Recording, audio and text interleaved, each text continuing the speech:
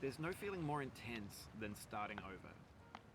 If you deleted your homework the day before it was due, as I have, or if you left your wallet at home and you have to go back after spending an hour in the commute.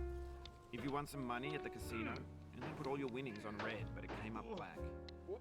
If you got your best shirt dry cleaned before a wedding and then immediately dropped food on it.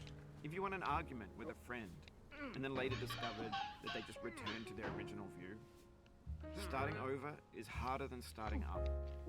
If you're not ready for that, like if you've already had a bad day, then what you're about to go through might be too much.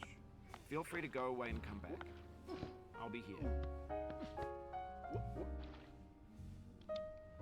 Alright, thanks for coming with me on this trip. I'll understand if you have to take a break at any point. Just find a safe place to stop and quit the game. Don't worry, I'll save your progress, always, even your mistakes.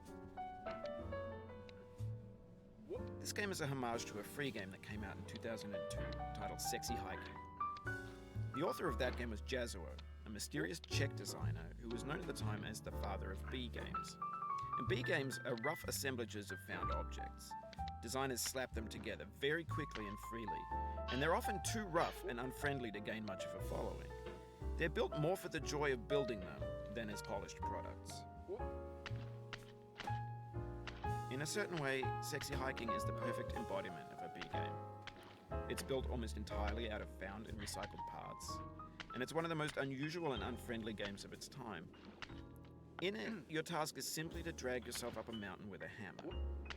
And that act of climbing, in the digital world or in real life, has certain essential properties that give the game its flavor. No amount of forward progress is guaranteed. Some cliffs are too sheer or too slippery. And the player is constantly, unremittingly in danger of falling and losing everything.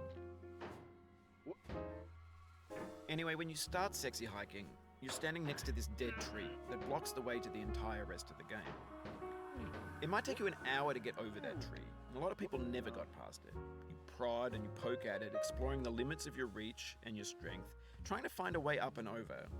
And there's a sense of truth in that lack of compromise. Most obstacles in video game worlds are fake,